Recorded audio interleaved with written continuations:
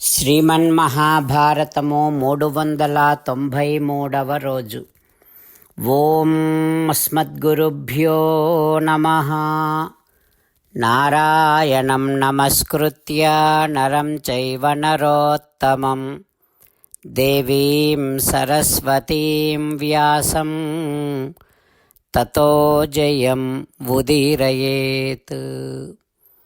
శ్రీమన్మహాభారతము సభాపర్వము 3వ అధ్యాయము ద్వారా సూత మహానుభావుడు శౌనకాది మహర్షులందరికీ ప్రవచనం చేస్తూ ఈ రకంగా చెబుతూ ఉన్నాడు. ఓ మహర్షులారా, వైశంపాయన మహర్షి జనమేజయ మహారాజుకు శ్రీమన్మహాభారతాన్ని ఉపదేశం చేస్తూ ఇలా చెబుతూ ఉన్నాడు.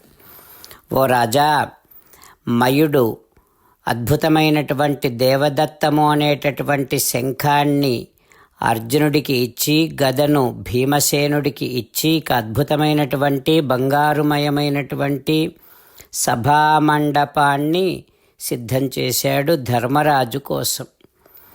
ఆ సభామండపము 10,000 జానల పొడవు, అంతే వెడల్పు కలిగి ఉంటుంది.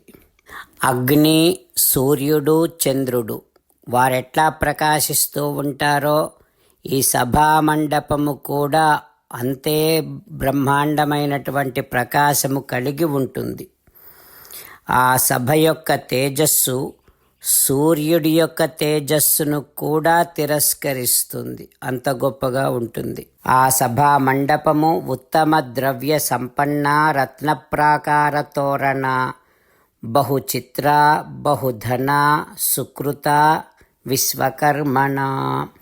ఉత్తమమైనటువంటి ద్రవ్యాలతో నిర్మింపబడింది సభామండపం. రత్నప్రాకార తోరణాలతో అలరారుతుంది. చిత్ర విచిత్రమైనటువంటి వస్తువులు, ప్రదేశాలు ఆ సభామండపములో ఉన్నాయి. అధిక ధన సంపన్నమై ఉన్నటువంటిది ఆ సభామండప భవనం. మయాసురుడు ఆ సభను చాలా సుందరంగా నిర్మాణము చేశాడు. యాదవుల యొక్క సుధర్మ అనేటటువంటి సభ కానీ, బ్రహ్మగారి యొక్క సభ కానీ దీనికి సాటి రావు. మయాసురుని ఆజ్ఞ మేరకు 8,000 మంది కింకరులు అనేటటువంటి రాక్షసులు ఆ సభకు రక్షకులుగా ఉన్నారు. వారు ఆ సభామండపాన్ని ఒక స్థానము నుండి మరొక స్థానానికి, మరొక ప్రదేశానికి తరలింపగలరు, అంత గొప్పగా ఉంటారు వారు. ఆ రాక్షసులు భయంకరమైనటువంటి ఆకారము కలిగి ఉంటారు. వారు ఆకాశములో కూడా సంచరింపగలరు. పెద్ద పెద్ద శరీరాలతో మహాబలవంతులై ఉంటారు. సరే, ఇక మయాసురుడు ఆ సభలో సాటిలేని సుందరమైనటువంటి అద్భుతమైనటువంటి పుష్కరిణిని కూడా నిర్మాణము చేశాడు. దానికి ఏది సాటి రాదు. ఆ పుష్కరిణిలో ఇంద్రనీలమణులతో నిర్మింపబడినటువంటి పుష్పాలుంటాయి. ఆ పుష్పాల కాడలు కూడా మణులతో చేయబడి ఉంటాయి. అందులో పద్మరాగమణులతో చేయబడినటువంటి కమలాలు మనోహరముగా సుగంధాన్ని వ్యాపింపచేస్తూ ఉంటాయి. అనేక రకాలైనటువంటి పక్షులున్నాయి. పుష్పించినటువంటి పద్మాలతో, బంగారముతో చేసినటువంటి తాబేళ్లతో, చేపలతో ఆ సభ అద్భుతమైనటువంటి శోభతో ప్రకాశిస్తూ ఉంది. ఆ చిత్ర విచిత్రమైనటువంటి పుష్కరిణితో ప్రకాశిస్తూ ఉంది. విచిత్రమైనటువంటి స్ఫటికాలతో కూడిన మెట్లు, బురద లేని స్వచ్ఛమైన నీటితో ఉన్నటువంటి ఆ కొలను, ఆ పుష్కరిణి చూడముచ్చటగా ఉంటుంది, చాలా అందంగా ఉంటుంది. ఇక ఆ పుష్కరిణి 4 వైపులా మణిమయమైనటువంటి వేదికలు, అద్భుతమైనటువంటి వేదికలు చాలా అందంగా నిర్మింపబడ్డాయి. మణులతో, రత్నాలతో నిర్మించబడినటువంటి ఆ పుష్కరిణి దగ్గరకు రాజులు ఎవరైనా వచ్చి చూస్తే దృష్ట్వాపి నా అభ్యజానంత తే అజ్ఞానాత్ ప్రపతంత్యుత. వారు వచ్చి చూస్తే వారికి అది పుష్కరిణిగా తోచదు, అది మామూలు ప్రదేశము అని అనుకొని భ్రమపడి అందులో పడిపోతూ ఉంటారు. అట్లాంటి పుష్కరిణితో కూడినటువంటి సభాభవనము, అటువంటి అందమైనటువంటి సభాభవనాన్ని ఒక 14 నెలలలో నిష్ఠితాం ధర్మరాజాయ మయోరాజన్యవేదయత్. 14 నెలలలో మయాసురుడు నిర్మాణము చేసి ధర్మరాజుకు తెలియచేశాడు, సభామండపం సిద్ధమయ్యింది అని. ఆ తర్వాత ఏం జరుగుతుందో రేపు తెలుసుకుందాం. జై శ్రీమన్నారాయణ. జై శ్రీమన్నారాయణ.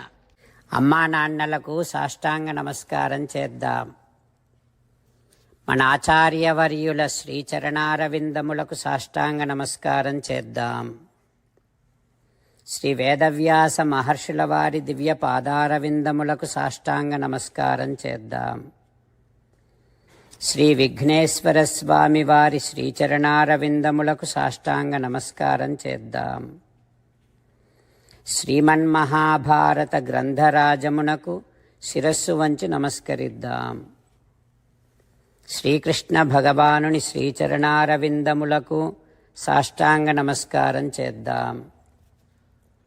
మన హృదయ మందిరములోనే అంతర్యామిగా వేంచేసి ఉన్నటువంటి శ్రీమన్నారాయణుడిని సేవిస్తూ మనని మనము స్వామికి సమర్పించుకుంటున్నామనే భావనాపూర్వకముగా సాష్టాంగ నమస్కారము చేస్తూ స్వామి నామ సంకీర్తన చేద్దాం. శ్రీమన్నారాయణ నారాయణ నారాయణ, శ్రీమన్నారాయణ నారాయణ నారాయణ. శ్రీమన్నారాయణుడే శ్రీకృష్ణ భగవానుడిగా వచ్చి మనందరికీ భగవద్గీతను ఇచ్చి మనందరినీ ఒక 8 పనులు చేయమని చెబుతూ ఉన్నాడు. అందుకని భగవన్ తప్పకుండా చేస్తామంటూ మనం ప్రతిరోజు ఈ రకంగా మాట ఇద్దాం. హో శ్రీమన్నారాయణ కరిష్యే వచనం తవ, సర్వం శ్రీకృష్ణార్పణమస్తు. జై శ్రీమన్నారాయణ. జై శ్రీమన్నారాయణ. భక్తులకు ప్రత్యేకమైనటువంటి విజ్ఞాపన. మీకు అన్ని విషయాలలో వెంటనే మంచి ఫలితాలు రావాలి అనంటే ప్రతిరోజు 1 నిమిషం వెచ్చించి నారాయణాస్త్రాన్ని చదవండి. ఇక మీకు తిరిగే ఉండదు. నారాయణాస్త్రాన్ని పొందడానికి మీరేం చేయాలంటే నారాయణాస్త్రం అనే వెబ్సైట్కి వెళ్ళి మీ పేరు మీ ఈమెయిల్ ఇస్తే మీ ఈమెయిల్కి నారాయణాస్త్రం PDF వస్తుంది. అందులో ఒక రామాయణ శ్లోకం, ఒక గీతా శ్లోకం, ఒక విష్ణునామం ఉంటాయి. ఆ 3 కలిపి నారాయణాస్త్రం అంటాం. ప్రతి ఒక్కరికి వేరువేరు శ్లోకాలను ఇస్తున్నాం. ఆ రకంగా ఎవరి శ్లోకాన్ని వారు ప్రతిరోజు తప్పనిసరిగా చదవటం వలన ప్రతిరోజు ప్రతి 24,000 భక్తులతో ఒకసారి సంపూర్ణ రామాయణ పారాయణ, 33 సార్లు శ్రీమద్ భగవద్గీత పారాయణ, 24 సార్లు శ్రీ విష్ణు సహస్రనామ స్తోత్ర పారాయణ జరుగుతుంది. ప్రతి ఒక్కరికి అంతటి విశేష ఫలితము ప్రతిరోజు లభిస్తుంది. అందుకని మీరు మీ కుటుంబ సభ్యులు అందరూ ఒక్కొక్కరు ఒక్కొక్క నారాయణాస్త్రాన్ని వెంటనే పొందండి.